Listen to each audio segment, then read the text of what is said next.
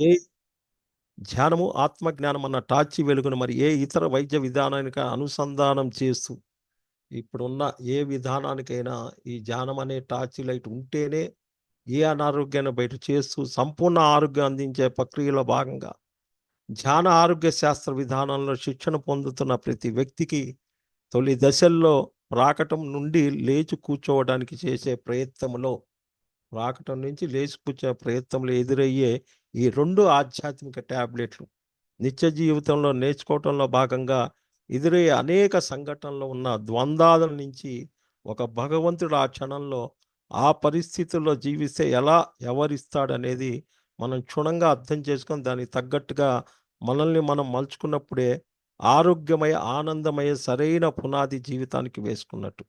ఇది 2 టాబ్లెట్స్ అంటే double meaning అనమాట. దీంట్లో ఒక 3 చెబుతాను ఈరోజు. మొత్తం మాకు 15 ఉన్నాయి. దీంట్లో ఫస్ట్ 2 చెబుతాను. టైం ఉంటే ఇంకోటి చెబుతాను. ఫస్ట్ ఆల్కహాలిక్ హోలిస్టిక్ అంటే ఏమిటి? ఆల్కహాలిక్ అంటే ఒకే విషయానికి పూర్తిగా బానిసై ఉండటం. దానికి విరుద్ధంగా హోలిస్టిక్ అంటే అన్నిటిని ఒకేసారి సమానంగా చేయగలిగే స్థాయిని కలిగి ఉండటం. నిజానికి ఆల్కహాలిక్ మరియు హోలిస్టిక్ అనే పదాలని మనం చాలా జాగ్రత్తగా అర్థం చేసుకోవాల్సి ఉంటుంది ఇక్కడ. ఎందుకంటే ఆల్కహాలిక్లో ఉన్న స్థితిని బానిస అవ్వటం లేదా ఒకే విషయంలో పూర్తిగా మునిగి తేలి ఉండటం అన్నది జీవితంలో ఒకసారి అవసరం అయినది గాను మరొకసారి పూర్తిగా అవసరం లేనిగాను ఉంటుంది. అదేవిధంగా హోలిస్టిక్ అంటే మనం అన్నిటినీ సమానంగా చేసుకుంటూ వెళ్తున్నాం అని అనుకుంటాం. అది ఒక్కొక్కసారి మనకు అవసరం లేదంటే తప్పగా ఉండి మరొకసారి పూర్తి స్థాయిలో అవసరంగా ఉండవచ్చు. దీన్ని మరింత వివరంగా ఉదాహరణగా తెలుసుకున్నాం. వ్యాపారం చేసే ఒక వ్యక్తి ఉదయం నుండి రాత్రి వరకు పూర్తిగా వ్యాపారంలో తేలుతూ ఉంటాడు. అతను ఆనందాన్ని కానీ లేదా మిగిలిన అన్ని విషయాలు కానీ ఆ వ్యాపారంతోనే పోల్చి చూడటం జరుగుద్ది. అక్కడే చూస్తూ జరుగుతుంటుంది. అలాగే ప్రేమికుల మధ్య, తండ్రి పిల్లల మధ్య కానీ అదే విధంగా చదువు లేదా క్రికెట్ ఇలా ఏదో విషయానికి పూర్తిగా బానిస ఆ విషయం గురించే సదా ఆలోచిస్తూ దానిని చేయటం కోసమే సమయమంతా గడుపుతారు. ఇలా ఎప్పుడైతే మనస, వాచ, కర్మన ఈ 3 స్థితుల్లోనే సరే కనీసం ఆలోచనలో కానీ, పనిలో, మాటల్లో కానీ ఒక విషయానికి మాత్రమే పూర్తిగా కట్టుబడి దానికి మాత్రమే మనం ఆనందాన్ని పొందుతూ దానితోనే మొత్తం అర్థం చేసుకోవాలి. మనం ధ్యానంలో మొట్టమొదటిగా వచ్చినప్పుడు అంతవరకు హోలిస్టిక్గా ఉంటాం. అంటే అన్ని విషయాలు కొద్దో గొప్పో సమానంగా చేస్తూ ఉండొచ్చు. కానీ అందులో ఆధ్యాత్మికత అన్న విషయం లేదు. ఆధ్యాత్మిక అన్న విషయము లేదు అన్నది ఇక్కడ వచ్చినప్పుడు మాత్రమే తెలుస్తుంది. ఇక్కడ అన్నిటినీ సమానంగా చేస్తూ ఉన్నాం. అటు సంసారంలో ఉన్నాం, ఇటు సమాజంలో ఉన్నాం. అన్నీ అనుకుంటాం. కానీ నిజానికి అతి ముఖ్యమైనటువంటి ఆత్మశాస్త్రము లేదా ఆధ్యాత్మిక శాస్త్రం అన్న ముఖ్యమైన సత్యాన్ని కోల్పోయాం అన్న సంగతి అనారోగ్యం వచ్చినప్పుడు లేదా ఏ ఇబ్బందికరమైన పరిస్థితులు ఎదురైనప్పుడు మాత్రమే గ్రహించగలుగుతాం. ఏదో నీకు ఇబ్బంది వచ్చి ఏదో అనారోగ్యం వస్తేనే నువ్వు గమనిస్తున్నావు. కాబట్టి ధ్యాన ఆరోగ్యంలో తొలతగా వచ్చిన వ్యక్తిని ఆల్కహాలిక్గా మార్చడం జరుగుతుంది. అంటే ఒకే రకమైన కఠోర దీక్ష గంటల గంటలు ధ్యానం చేయటం, ఆధ్యాత్మిక పుస్తకాలు చదవటం, ధ్యాన ఆరోగ్య నిష్ఠాలతో మాట్లాడటం, సందేహాలు నివృత్తి చేసుకోవటం వంటి అనేక విషయాలను పూర్తిగా నేర్పించి బయట నుంచి చూసేవారికి వీడేంటి ఈ మధ్య సామాజిక జీవనం నుంచి పూర్తిగా వేరైపోతున్నాడు అనే రకంగా వాళ్ళకి కానొస్తుంది. అన్నట్లుగా ఉంటే పూర్తిగా ఆల్కహాలిక్ తీసుకొని దానికి బానిసైన వ్యక్తి ఎలాగైతే పరిగణించడం జరుగుతో ఆధ్యాత్మిక శిక్షణలో భాగంగా ఇతన్ని కూడా అదే విధంగా పరిగణించడం జరుగుతుంది. ఆ రకంగా ఉన్నవాడిని ఒక ఆల్కహాలిక్ స్టేజ్లో ధ్యానము, పుస్తకాలు అన్నీ చేయటం జరుగుతుంది. ఇలా చాలామంది అనారోగ్యంలో ఉన్నవాళ్ళు ఆధ్యాత్మిక ఉన్నతంగా తయారై ఆరోగ్యంగా ఉన్నారు. అంటే ఖచ్చితంగా ఏదో ఒక సమయంలో వాళ్ళు ఈ ఆల్కహాలిక్ స్థితిని చవి చూస్తూనే ఉంటారు. ఇంట్లో భర్త నుంచి లేదా భార్య నుంచి లేదా అత్తమామలు లేదా స్నేహితుల నుంచి కానీ 24 గంటలు ఇదే పని వాళ్ళు అడుగుతుంటారు, అది 24 గంటలు ఇదే పనా, వేరే పని లేదా అన్నట్లుగా మనం కొన్ని అపవాదాలు ఒక్కోసారి ఎదుర్కోవాల్సి వస్తుంది. అయితే ఇక్కడ మనం చేస్తున్న ప్రయత్నం ఆధ్యాత్మికత అన్నది లేకుండా అతి చప్పగా సాధారణంగా సాగిపోతున్న జీవితంలో మొట్టమొదటిసారిగా మనం ఆధ్యాత్మికను ప్రవేశపెడుతున్నాం. కాబట్టి ఇక్కడ ఆల్కాలిక్ స్థితి అంటే ధ్యానం లేకపోతే నేను లేను, ఆధ్యాత్మిక ఆ శాస్త్రం లేకపోతే నేను లేను అన్న స్థాయికి మనం చేరుకునేంత వరకు ఈ ఆల్కహాల్ స్థితి ఖచ్చితంగా మనం పొంది తీరాలి. ముఖ్యంగా దీర్ఘకాలిక వ్యాధులు కలిగిన వాళ్ళు, మరి మరణమే మాత్రం దీనికి సమాధం అంటూ ఇంగ్లీషు వైద్యంలో దీనికి ఒక ఫుల్ స్టాప్ పెట్టి ఉంటారో అటువంటి వాళ్ళు ఖచ్చితంగా అంతవరకు వాళ్ళకు ఉన్నటువంటి హోలిస్టిక్ లేదా అన్నిటినీ సమానంగా చేయగలనన్న స్థితి నుండి ఆల్కహాలిక్ స్థితికి ఖచ్చితంగా రావాలి. అంటే 24 గంటలు కేటాయించాలి. ఎంత ఎక్కువ సమయాన్ని ఆత్మశాస్త్రానికి కేటాయించగలిగితే అంత సమయాన్ని కేటాయించగలగాలి. ఎందుకంటే నిజానంగా ఇక్కడ మనం గతంలో చేసినటువంటి చాలా విషయాలు కుటుంబానికి కానీ ఉద్యోగానికి కానీ కొంత పాలం పాటు పక్కన పెట్టినప్పుడు సమయాన్ని బట్టి మనం పరిశీలించి చూస్తే ఆత్మశాస్త్రాన్ని చిన్నప్పటి నుంచి మనం నేర్చుకోకపోతే, దానిని మనం ఇన్ని సంవత్సరాలు నేర్చుకోకపోవటం వలన ఎలా అయితే హోంవర్క్ కొద్ది రోజుల పాటు చేయకపోతే ఇది రెట్టింపుగా పెరిగిపోతుందో, అలా ఇన్ని సంవత్సరాలు మనం చేయనటువంటి హోంవర్క్ని ఈరోజు మనం తీసి దానిని పూర్తి చేస్తున్నాం. వచ్చిన పనిని తెలుసుకోలేక మాయలో పడి దానిని ఇప్పుడు పూర్తి చేస్తున్నాం అని అర్థం చేసుకోవాలి. కాబట్టి సుమారు 30 సంవత్సరాల పాటు పేరుకుపోయినటువంటి ఒక ఆత్మ ప్రగతి ఏదైతే మనం చేయలేదో దానిని ఇప్పుడు మనం మొదలుపెట్టాం. కాబట్టి ఖచ్చితంగా ఎక్కువ సమయాన్ని ధ్యాన సాధన కేటాయించాల్సి ఉంటుంది. ఇలా ఎప్పుడైతే మనం ఎక్కువ సమయం పూర్తిగా ఆధ్యాత్మిక సాధనలో మునిగి తేల్తామో ఇతరులకు చాలా విరుద్ధంగా కనిపిస్తాం. మనల్ని పెద్ద పిచ్చోళ్ళు అంటారు, చాలా విరుద్ధంగా కనిపిస్తాం. కాబట్టి ఈ పరిస్థితుల్లో ఆల్కహాల్ స్థితి అనేది సరైనదిగా మనం గమనించాలి. మన ఆత్మస్థితికి సరైనదిగా మనం గమనించాలి. ఎందుకంటే పేషెంట్ యొక్క బాధ అతనికే తెలుస్తుంది. పేషెంట్ యొక్క బాధ అతనికే తెలుస్తుంది, మిగతా వారికి ఏం తెలుస్తుంది? లోకాన్ని చూడటానికి ఎప్పుడైతే ప్రయత్నిస్తామో అప్పుడు మనం ఆల్కహాల్ స్థితిలో ఉన్నట్టు. అదేవిధంగా ధ్యాన ఆరోగ్య శాస్త్ర విధానం ద్వారా ఇక్కడ వీళ్ళు ఏం చేస్తారు, 1 డే వర్క్షాపు, 3 రోజుల వర్క్షాపు, 11 రోజుల వర్క్షాపులు, మరి ధ్యాన ఆరోగ్య నిష్ఠాతులతో కౌన్సిలింగ్ అండ్ లైవ్ మరి ఆఫ్లైన్ ద్వారా కూడా ఇస్తారు. వీళ్ళు 1 డే వర్క్షాప్ చేస్తారు, వీళ్ళు 3 డేస్ వర్క్షాప్ చేస్తారు, డిసీజ్ పర్పస్ 2 డేస్ వర్క్షాప్ చేస్తారు. ఇంత జ్ఞానాన్ని 11 రోజుల్లో ఫిజికల్గా అందిస్తారు, ఆన్లైన్లో 3 నెలలకు కూడా అందిస్తారు. వీళ్ళు పర్పస్ విపరీతమైన వెన్ను నొప్పి లేదా పార్శ్వపు నొప్పి, గ్యాస్ట్రిక్ ట్రబుల్ వంటి అనేకమైన ఇబ్బందులతో బాధపడే వాళ్ళు ధ్యాన సాధన ద్వారా కొంత ఉపశమనం కలిగినప్పుడు దానితో పూర్తిగా మందులు ఏమీ వాడకుండా అనారోగ్యాన్ని తగ్గించుకునే ప్రయత్నంలో ఖచ్చితంగా వాళ్ళు ఎక్కువ సమయాన్ని దీనికి వెచ్చించాల్సి వస్తుంది. ఎక్కడో హాస్పిటల్స్లో మగ్గిపోయే వాళ్ళు ఇక్కడ ఎందుకు కష్టపడ? అయితే బయట నుంచి చూసేవారికి విరుద్ధంగా కనిపించడం వాళ్ళు ముఖ్యంగా చేయవలసింది కేవలం వాళ్ళకి సహకరించడమే మాత్రమే. తర్వాత ఎప్పుడైతే మనకు అనారోగ్యం మీద కొంత పట్టు చిక్కిందో, మన గురించి మనం కొంత తెలుసుకోగలుగుతామో అప్పుడు ఆల్కహాల్ స్థితి నుంచి క్రమేపీ మళ్ళీ హోలిస్టిక్ అంటే మధ్య మార్గంలో రావాలి. సాధన చేశావు, సమస్య తగ్గించుకున్నావు, కానీ మళ్ళా మధ్య మార్గంలో రావాలి. ఇక్కడ హోలిస్టిక్ అంటే భగవద్గీత శ్రీకృష్ణ వారు చెప్పిన యుక్తాహార విహారస్య యుక్త చేష్టస్య కర్మస్య యుక్తో స్వప్నో బోధస్య యోగో భవతి దుఃఖః. తాత్పర్య ఆహారము, నడత, కర్మచరణ యుక్తమైన నిద్ర మెలకు కలిగి ఉన్న వాడికి మాత్రమే దుఃఖాలు పోగొట్టేదే ధ్యానయోగ స్థితిది. ధ్యానయోగం సిద్ధిస్తుంది. ఆహారం, విహారం, నిద్ర, ఆధ్యాత్మిక అన్ని విషయాల్లో ఎవరికి ఎంత అవసరమో అంతవరకే చెయ్యాలి.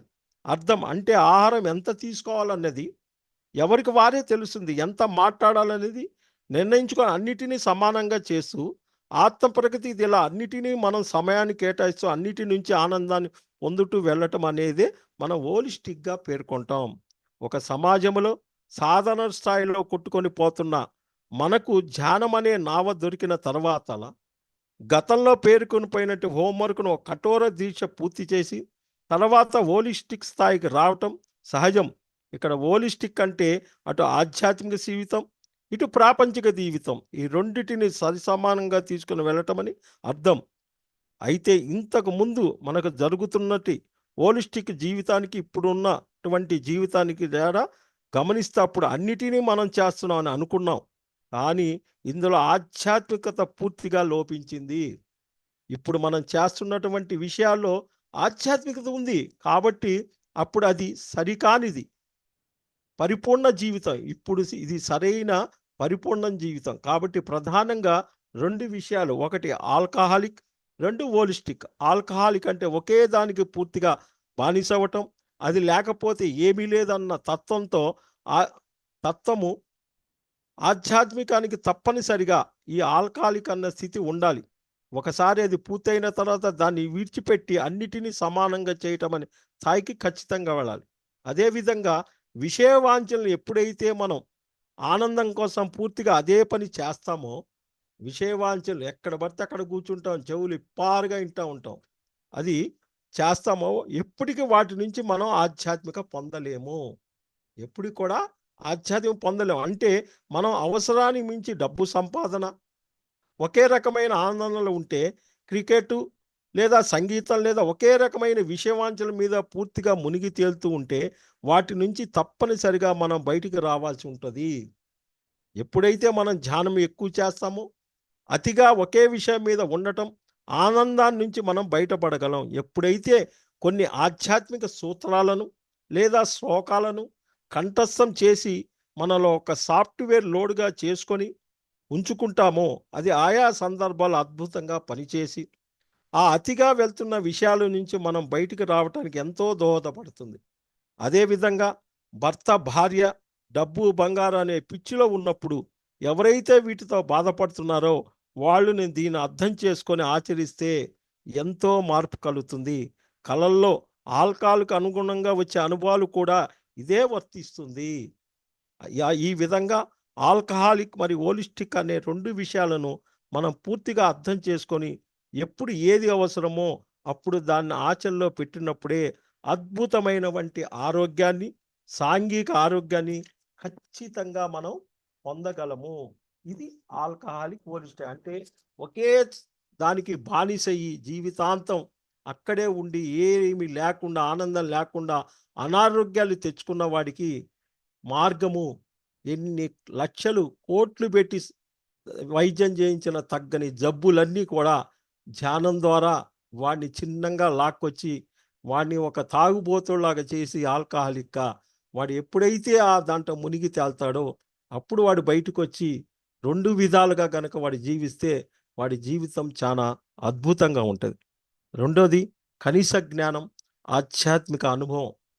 ఇదేంటి తెలుసుకున్నాం. మొదట ఈ రెండింటి మధ్య ఉన్నటువంటి తేడాను గమనిద్దాం. కనీస జ్ఞానం అంటే కామన్ సెన్స్. అంటే సమాజం మొత్తం ఏదైతే ఒక వ్యవస్థ రూపొందించుకొని ఉందో ఆ వ్యవస్థ నుంచి సహజంగా కామన్ యావరేజ్ వచ్చేటువంటి భావాలని అర్థం.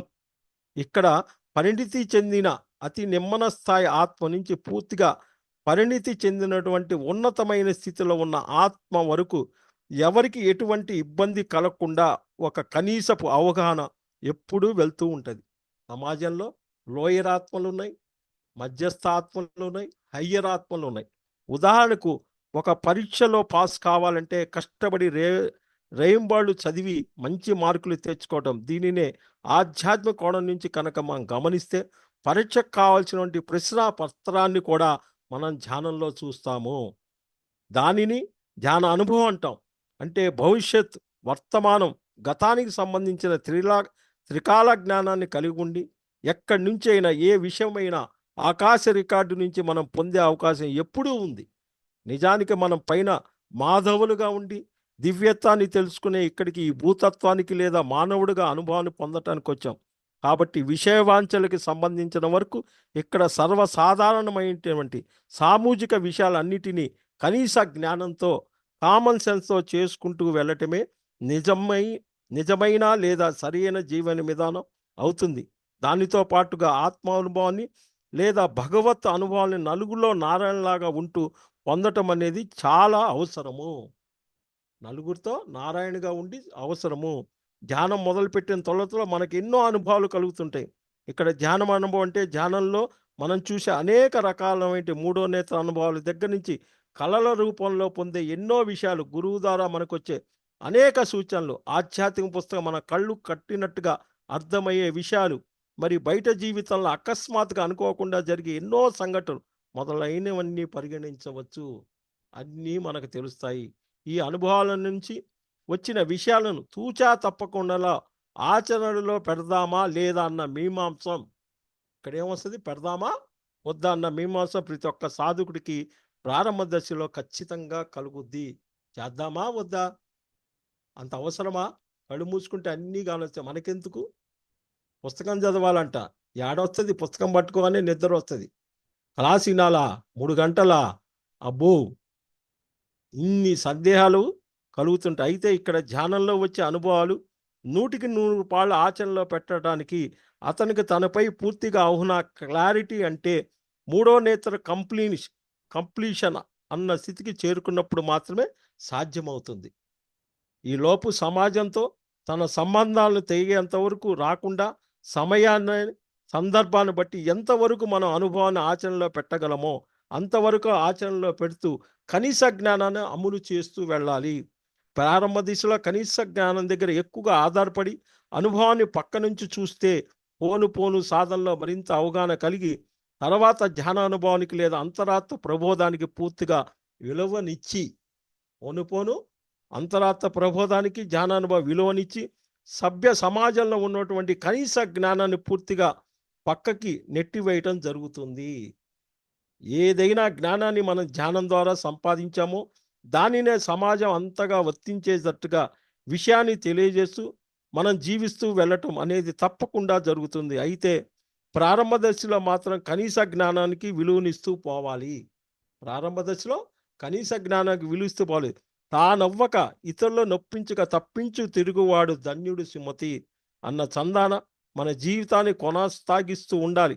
ఇలా కనీస జ్ఞానం తొలత పూర్తిగా అనుభవం పొంది పర్ఫెక్షన్కి చేరుకున్న తర్వాత పూర్తి ఆత్మానుభవం లేదా అంతరాత్మ ప్రబోధం నుండి వచ్చేటువంటి జ్ఞానాన్ని మాత్రమే పరిగణలో తీసుకుంటూ వెళ్ళటం అన్న 2 విషయాలు ప్రతి ఒక్క సాధకుడి సాధన క్రమంలో ఎదురవుతుంటాయన్న విషయాన్ని అందరూ గమనించాలి. ఇవన్నీ అనారోగ్యాన్ని దృష్టిలో పెట్టుకొని గమనిస్తే మనకు ఉన్నటువంటి అనారోగ్య సమస్యలు సమాజంలో ఎంతమంది ఉంటాయి కదా. వారందరి యొక్క దృష్టి ప్రకారం ఏం చెబుతారు, బీపీ షుగర్ వస్తే జీవితాంతం మందులు వాడాలి అన్నది అందరికీ తెలిసిందే.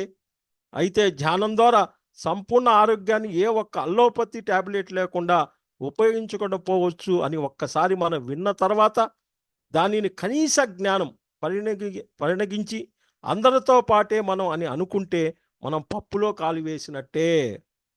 ఎప్పుడైతే మన ఆధ్యాత్మిక అనుభవాన్ని లేదా భగవద్గీత లేదా ఖురాన్, బైబిల్ వంటి ఉత్తమ గ్రంథాల్లో చెప్పిన వంటి ఆత్మ అనుభవం అంటే మనకు మనమే సంపూర్ణంగా ఉన్నాము, బయట ఏ విషయంపై కూడా మనం ఆనందం కానీ ఆరోగ్యం కానీ ఆధారపడి లేదు అని ఎవరైతే గొప్ప గొప్ప ఆధ్యాత్మిక శాస్త్రవేత్తలు తమ శాస్త్రాల్లో చెప్పి ఉన్నారో వాటిని పరిగణించినప్పుడు సమాజంలో ప్రస్తుతం ఉన్నటువంటి కనీస జ్ఞానాన్ని పూర్తిగా పక్కన నెట్టి ఆ ఆత్మ అనుభవానికి పెద్దపీట వేయవలసి వస్తుంది. అది కనీస జ్ఞానాన్ని పక్కన పెట్టాలి, ఆత్మ అనుభవానికి పెద్దపీట వేయాలి. అలా చేసిన వాడే సాధనలో మరింత ముందుకు ఉపక్రమించి మన అనారోగ్యానికి ఎటువంటి మందులు లేకుండా పూకుట వేళతో పెకిలించి వేయగలము. ఇలా నిత్య జీవితంలో ఉద్యోగము, వ్యాపారము, జీవితానికి సంబంధించిన సమాజంలో అందరూ ఎన్నో ఒడిదుడుకులు లోనవుతూ సకల దరిద్రాలను అనుభవిస్తూ సర్వసాధారణంగా జీవిస్తూ ఉంటారో అది ప్రారంభ దశలో మనకు అందరూ అందుతూ వారితో పాటు ఉన్నట్టు కనిపించిన శాసన సంబంధించినటువంటి విషయాలను మనం ప్రాధాన్యత ఇస్తూ సాధన చేస్తూ వెళ్ళినప్పుడు పూర్తిగా అనుభవం స్థాయికి మనం వెళ్ళటం జరుగుతుంది. తద్వారా మనలో ఉన్నటువంటి అనేక మూఢనమ్మకాలు ఇవన్నీ మనం చదువుతుంటే అనేకమైన మూఢనమ్మకాలు, సాధారణ విషయాలు అలా ఇలా అన్నిటినీ మనం అద్భుత రీతిలో మార్చుకొని వెళ్ళగలుగుతాం. తద్వారా సమాజంలో ఉన్నటువంటి కనీస జ్ఞానానికి పూర్తి మార్పు చేకూరుస్తుంది. క్రమేపీ దానిని ఆత్మానుభవంగా, జ్ఞాన అనుభవంగా ఉన్నతమైన స్థాయికి తీసుకువెళ్ళటానికి ప్రయత్నం. సమాజం ఏం చదువుద్ది? ఏది తగ్గదు, ముద్రేస్తుంది. ఏదన్నా మనం అడిగితే ఏం చదువుతుంది? ఇది జరగదు, అది కాదు, ఇది కాదని చెబుతారు. కానీ మన ధ్యానంలోకి వచ్చిన తర్వాత ధ్యానం ముందు అనుభవం ఏంటి, ధ్యానం తర్వాత అనుభవం ఏంటి, ఇంకా సందేహాలు ఎట్లా? కాబట్టి ఈ కనీస జ్ఞానము, ఆధ్యాత్మిక అనుభవం అనేది ఒక ట్యాబ్లెట్. దాని తర్వాత ఇంకోటి చూస్తానండి. మేజర్ అంటే పెద్ద తప్పు, చిన్న తప్పు.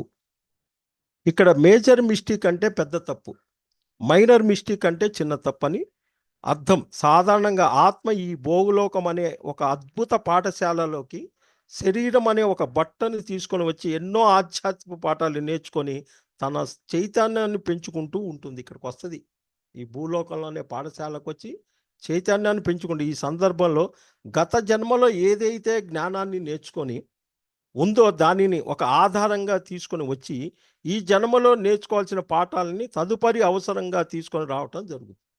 గత జన్మలో ఉన్న జ్ఞానాన్ని తెచ్చుకొని మళ్ళీ ఈ జన్మలో అది తీసుకొని రావటం జరుగుతుంది. ఒక ఉదాహరణ తీసుకుందాం. క్రికెట్ మ్యాచ్ తీసుకుంటే అందులో ఆటగాళ్ళని ఎంపిక చేసేటప్పుడు ఒక 50% మందిని పాత ఆటగాళ్ళని లేదా సీనియర్ ఆటగాళ్ళని, ఇంకొక 50% మందిని కొత్త వాళ్ళని లేదా డైనమిక్ ప్రతిభ చూపించే వాళ్ళని తీసుకోవటం జరుగుతుంది. దీనివల్ల సీనియర్ ఆటగాళ్ళ వల్ల రోజు ఆటను నిలబెట్టడం జరుగుతుంటే కొత్త వాళ్ళు లేదా డైనమిక్గా ఆడే వాళ్ళంతా అసామాన్యమైనటువంటి ప్రతిభను కనబర్చి అది గెలుపు పొందటానికి ఎంతో ఉపయోగింది. మొత్తం సీనియర్లు తీసుకున్న లేదా మొత్తం డైనమిక్గా ఉన్న వాళ్ళు తీసుకున్న దాని నుంచి విపత్కర పరిస్థితి ఎదుర్కోవాల్సి వస్తుంది. కాబట్టి ఎలా అయితే 50-50 అనే కాన్సెప్ట్ ఆటగాళ్ళని ఎంపిక చేస్తామో అదేవిధంగా ఈ జీవితం అనేటువంటి ఆటలో కూడా గత జన్మలో ఏదైతే మనం నేర్చుకొని వచ్చామో దానిని ఇక్కడ వెంటనే ఆచరణలో పెట్టేటట్టుగా ఏదైతే ఈ జన్మలో మనం నేర్చుకోవటం కోసం మనం ఎంపిక చేసుకొని వచ్చామో దానిని నేర్చుకొని వెళ్ళేటట్టుగా మన జీవితాన్ని డిజైన్ చేసుకోవటం రావటం జరిగింది. మనం ఇదంతా డిజైన్ చేసుకొని రావటం జరిగింది. అది పూర్తిగా గత జన్మల మధ్య నిర్ణయింపబడి ఉంది అనేది సరికాదు. అలాగానే మొత్తం ఇక్కడే తెలుసుకుంటాం, గత జన్మలో ఏమీ లేదు అనేది కూడా సరికాదు. ఇప్పటి ప్రధాన అంశం దీనిని పరీక్షింప చూస్తే ఏవైతే జీవిత కాలంలో ప్రధానంగా మనం తెలుసుకొని నేర్చుకొని జీవించటానికి ముఖ్యమైన విషయాలు మనం ఎంపిక చేసుకొని వచ్చామో వాటినే మనం మేజర్ మిస్టేక్ అంటాము, ఒక పెద్ద తప్పు అంటాము. సాధారణంగా ధ్యానులు వారి కళల్లో కానీ ధ్యాన అనుభవాల్లో కానీ చెప్పులను గమనిస్తే ఉంటారు. చెప్పులు అనేవి మన పాదాలు లేకపోతే బయటికి వెళ్ళనప్పుడు బయట ఉన్న చెత్త అంతా కూడా మన పాదాలకు అంటుకొని మనకి ఎంతో ఇబ్బందికరంగా ఉంటుంది. ఒకసారి చెప్పులు వేసుకొని ఇంటికి వచ్చిన తర్వాత వాటిని విడిచి అక్కడ ఉన్నటువంటి డోర్ మ్యాట్ దగ్గర మిగిలిన ధూళిని పూర్తిగా శుభ్రపరచుకొని ఇంట్లో వస్తాం. ఇక్కడ శరీరంతో సమాజంలో తిరగటానికి సమాజమంతా మన బట్టపరచకుండా మన పాదాలు చెప్పు వేసుకోకుండా సరిపోతుంది అన్న చందాన ఈ చెప్పులు ఉపయోగిస్తాం. అయితే ఈ చెప్పులు డోర్ మ్యాట్ అనే 2 విషయాలు చీకటిలోను అటు వెలుతురులోను మనం సరైన దారిని చూపిస్తాయి. అది మనలో అంతర్గంగా దాగి ఉంది. మనతో పాటే మన 3వ నేత్రాన్ని కూడా తీసుకొని వచ్చాం. దానిని కూడా ఎప్పుడు జ్ఞానశక్తితో ఉపయోగించుకొని జీవితాన్ని అర్థం చేసుకొని సరైన బాటలో ఎటువంటి మేజర్ మిస్టేక్ చేయకుండా ఉన్నప్పుడు మాత్రమే సరైన ఆరోగ్యాన్ని, ఆనందాన్ని పొందగలడు. ఇక్కడ మేజర్ మిస్టేక్ చేయకపోతేనే పొందగలడు. ఎప్పుడైతే జీవితంలో ఆధ్యాత్మిక మార్గం ప్రవేశించాల్సిన సమయంలో కనుక మనం ఆధ్యాత్మికాన్ని ప్రవేశపెట్టమో అది ఒక మేజర్ మిస్టేక్. కొంతమంది ఉంటారు, తెలుస్తుంది, తర్వాత చేద్దాంలే, ఇప్పుడు చేద్దాంలే చేసి పక్కన పెడుతూ ఇట్లా తిరుగుతున్న వాళ్ళంతా కూడా జీవితంలో ఒక పెద్ద తప్పు పరిగణించవచ్చు. ఈ స్థాయిలోని వారికి ఒక్కొక్క విషయంలో సమాజంలో మీరు చెక్ చేసుకోండి, ఫస్ట్ డౌన్ఫాల్ అనేది మొదలవుద్ది. ఏం జరుగుద్ది? ఆ మేజర్ మిస్టేక్ ఉన్న వాళ్ళందరూ కూడా డౌన్ఫాల్ మొదలవుతుంది. ఏం చూద్ది? ముందుగా డబ్బు, తర్వాత పేరు ప్రతిష్టలు, కుటుంబంలో సమస్యలు, శరీరంలో ఎన్నో అనారోగ్యాలు, ఒక్కొక్కటి విచ్ఛిన్నవటం చాలా మంది విషయాలు జరుగుతుంది. కానీ ఇక్కడ దానికి గల ప్రధాన కారణం వాళ్ళు ఒక మేజర్ మిస్టేక్, అంటే ఎక్కడైతే ఆధ్యాత్మిక జీవితంలో ప్రవేశపెట్టాలో అక్కడ ప్రవేశపెట్టకుండా తర్వాత చూద్దాం అనుకుంటూ వాయిదా వేయటం మాత్రమే. చెక్ చేసుకోండి. ఇవాళ ఎంతోమందిని నేను చూస్తూ ఉన్నా. ఫస్ట్ డబ్బు డౌన్ఫాల్, సెకండ్ పేరు ప్రతిష్టలు, పూర్తిగా అనారోగ్యంతో కుంగిపోతారు. ఎక్కడికి పోతారు వీళ్ళు? మనం చెబుతాం ధ్యానం చెయ్యి అని, కానీ ఎక్కడికి పోతారు? సిద్ధాంతుల దగ్గరికి. పూజలు వ్రతాలు, ఈ పూజలు వ్రతాలు ఇవన్నీ కూడా నెక్స్ట్ జన్మకు వాయిదా వేసుకోవటమే. ఎన్నని పెంచుకుంటావు? ఎన్ని బస్తాలు పెంచుకుంటావు? ఏ జన్మకైనా నువ్వు తీర్చుకోవాల్సిందే. కాబట్టి జీవితంలో మేజర్ మిస్టేక్ అనేవి జరగకుండా చూసుకోవాలి. ఎప్పుడైతే అవసరమైన సమయంలో జీవితంలో ఆధ్యాత్మిక ప్రవేశపెడతామో అప్పుడు వెంటనే గతంలో కోల్పోయిన అన్నీ తిరిగి పొందటం జరుగుతుంది. ఇలా పెద్ద పెద్ద విషయాలు నేర్చుకునేటప్పుడు, నిర్ణయించేటప్పుడు 1-2 సార్లు ధ్యానం చేసి అంతరాత్మ ప్రబోధం ద్వారా నిర్ణయం తీసుకున్నప్పుడు మాత్రమే మనం మేజర్ మిస్టేక్ చేయకుండా ఉంటాము. మైనర్ మిస్టేక్, చిన్న తప్పులు అనేవి 1కి ఆరా జరిగినప్పుడు వాటిని మనం సరి చేసుకునే అవకాశం ఉంది, మన సమయం ఉంది. ప్రస్తుత కాలంలో ఎక్కువగా వచ్చే అనారోగ్యాల కారణం స్థిరమైన అభిప్రాయాలతో ఉండి మనం చేసేటువంటి మేజర్ మిస్టేక్స్ కారణం చెప్పవచ్చు. ఈ మేజర్ మిస్టేక్ చేస్తున్నప్పుడు ఆ వ్యక్తుల కళల్లో ధ్యాన అనుభవాల్లో కానీ బయట కానీ చెప్పులకు సంబంధించిన అనుభవాలు ఎదురైనప్పుడు మేజర్ మిస్టేక్గా గుర్తించవచ్చు. బట్టలు, క్లాతు లేదా డోర్ మ్యాటు అనుగుణంగా అనుభవాలు వచ్చినప్పుడు మైనర్ మిస్టేక్గా పరిగణించాలి. ఈ మైనర్ మిస్టేక్స్ అంటే కావాలన్నోళ్ళు రాసుకోండి: సమయము, సంకల్పము, వాక్కు, పేరు ప్రతిష్టలు, డబ్బు. ఇది మైనర్ మిస్టేక్. సమయం కరెక్ట్గా ఉందా? దాని తర్వాత సంకల్పం మన కోసం పెట్టుకుంటున్నావా? ఎవరి కోసం పెట్టుకుంటున్నావు? మరి పేరు ప్రతిష్టలు, హోదా ఎట్లుంది? ఎట్లా మనం ఉపయోగిస్తున్నాం? దాని తర్వాత వాక్కు, మన వాక్క్షేత్రం ఎట్లుంది అసలు? ఫస్ట్ సమయము, సంకల్పము, వాక్ ఎట్లుంది అసలు? త్రికరణ శుద్ధిగా ఉందా? వాక్కు సత్యంగా ఉందా? పేరు ప్రతిష్టలు ఎట్లా ఉపయోగించుకుంటున్నాం? లాస్ట్ డబ్బు. కర్మయోగంలోంచి జ్ఞానయోగంలోకి వచ్చి మళ్ళీ కర్మయోగంలో పోతే ఈ మైనర్ మిస్టేక్ ప్రతి 1 అవర్కి చెక్ చేసుకోవాలి. ఈ విధంగా మేజర్ మిస్టేక్, మైనర్ మిస్టేక్ అనే 2 విషయాలు ప్రతి ఒక్కరు అర్థం చేసుకుని తద్గుణంగా వారి యొక్క మార్పులు జీవితంలో చేసుకున్నప్పుడు ఆరోగ్యమైన జీవితాన్ని పొందగలడు. ఇది మాస్టర్స్ ఈరోజు. ఫస్ట్ ఆల్కహాలిక్, హోలిస్టిక్ అంటే ఒక ఆల్కహాలిక్ బానిసైన వ్యక్తి ఎట్లయితే ఉంటాడో, ఒక హోలిస్టిక్ అంటే ఒకే దానికి ఆవంతనే, వాడికి వీడికి తేడా ఏం లేదు. వాడు బాగా తాగాడని చెబుతారు, వీడు బాగా ఒకే దాంట్లో మునిగి తేలుతుంటాడు. ఇట్లా హోలిస్టిక్గా ఉన్నవాడిని ఆల్కహాలిక్ చేసి తర్వాత మళ్ళా మధ్యస్థంగా రావటమే ఫస్ట్ 2 పాయింట్లు. తర్వాత కనీస జ్ఞానం, ఆధ్యాత్మిక అంటే సమాజంలో ఉన్నది అది, ఆ జ్ఞానము కనీస జ్ఞానం అది పూర్తిగా ఆచరణలో పెట్టుకొని దాని ఆధ్యాత్మిక జ్ఞానం అంటే దాన్ని రుజువు చేసి చూపిస్తాం. సమాజంలో ఏది కాదన్నది కూడా ఈరోజు ఎంతోమంది జానులు ఒక బ్రహ్మర్షి పితామహ పత్రిజీ గారు దగ్గర నేర్చుకొని ఈరోజు డాక్టర్ జీకే గారు మరి ఎక్కడ లండన్లో కనీసం అందుబాటులో లేని స్థితికి మొన్న 2 ఇంటర్వ్యూలు ఇచ్చారు. సార్ ఇంత ఫారెన్లో ఉన్నారు, మరి మీ దగ్గర ఏమీ లేదు, ఎట్లా జరుగుతుంది అని అంటే ఆ స్థితిని ఉండదబట్టేది. పత్రి సారు ఎక్కడికి ప్రయాణం చేసినా రైలు ఎక్కించి 100 రూపాయలు జోలో పెడతారండి. మరి ఇవాళ ఫారెన్లో ఆయన చదువుతున్నాడు మా డాక్టర్ గారు, ఒక చిన్న కాలికి ఏదన్నా మేకు గుచ్చుకున్నా ఏదన్నా కూర్చున్నా 8 గంటలు కూర్చున్నా కానీ వైద్యం జరగట్లేదంట అక్కడ. అదే పెద్ద ఏదన్నా సర్జరీలు అయితే 3 మంత్స్ 4 మంత్స్ అంట, అయినా ఖాళీ లేదంట, అంత ఉందంట వ్యవస్థ. మరి ఇక్కడే మనం కూర్చుంటే రేపు ప్రపంచ దేశాల్లో జ్ఞాన జగత్ కావాలంటే ఎంత సమయం పెట్టాలి, ఎంత జ్ఞానం కావాలి, ఎంత ఇది కావాలి, ఎంతమంది ఎదురవుతారు. ఎన్నో సమస్యలతో కూరకపోయి ఈ ద్వంద్వత్వంలో నుంచి ఇంకా ఏకత్వంలో రాకుండా మనం ముందుకు పోతుంటే ఎంతమంది అడుగుతారు మనం? ఒక పెద్ద తప్పు అంటే ఏమి తెలియదు, మైజర్ మిస్టేక్, చెప్పులు పోయినలే నా కర్మలే అనుకుంటాం, లేకపోతే శని పట్టిందో పోయిందో అనుకుంటాం. ఆ చెప్పులు అనే భగవంతుడు ఎందుకు కానుస్తున్నాడో తెలియదు, బయట చెప్పులు ఎందుకు పోతున్నాయో తెలియదు. ఇంత మిస్టేక్ చేస్తున్నామా అనేది కూడా ఇక్కడ తెలుసుకోవటం అయింది. ఈ డోర్ మ్యాట్స్ ఏంటి, ఈ కట్టన్లు ఏంటి, ఈ మైనర్ మిస్టేక్స్ ఏంటి, ఈ సమయం ఇంత కరెక్ట్గా చేయాలా, నేను సంకల్పం ఇంత క్వాలిటీగా పెట్టుకోవాలా, నా వాక్ ఇంత పర్ఫెక్ట్గా ఉండాలా, నా పేరు ప్రతిష్టలు ఇంత కరెక్ట్గా నేను ఉపయోగించుకోవాలా హోదాని, నా డబ్బుని ఇంత కరెక్ట్గా ఉంచుకోకపోతే ఇన్ని దెబ్బలు పడుతున్నాయా, ఇంక ఎన్ని జన్మలు పోను రాను.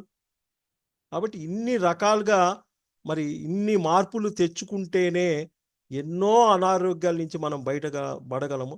కాబట్టి అలాంటి విశేషమైన జ్ఞానాన్ని మరి డాక్టర్ జీకే గారి ద్వారా నేను ఒక 6 సంవత్సరాలైంది ఇది నేర్చుకొని, ఇప్పుడు ఇంతకన్నా మళ్ళా ఇంకొక పొజిషన్లో ఇప్పుడు మాకు 6 నెలల నుంచి లెవెల్ 2 అంటే ఇంకా క్వాలిఫైడ్గా ఎన్నో అనారోగ్యాలు దరిదాపు ఇప్పుడు 10 పుస్తకాలు మేము జిరాక్స్ తీసుకొని చదువుతుంటే కళ్ళు తిరుగుతున్నాయి. సంబంధ బాంధవ్యాలు అంటే ఏంటి, ఒక నడువు నొప్పి వస్తే ఎక్కడి నుంచి వస్తుంది, కాళ్ళకి ఎక్కడి నుంచి వస్తుంది, ఎక్కడికి కనెక్ట్ అయింది ఇదంతా, ఒక గ్యాస్ట్రిక్ ఎందుకు వస్తుంది, ఎక్కడ లోపల తేడా ఉంది, ప్రతి బాడీ పార్ట్కి ఎక్కడ ఉంది, ఏ డిఫరెన్స్ ఉంది, మరి ఆయన కళ్ళు మూసుకొనే ఈ మొత్తం చూడటం జరుగుతుంది.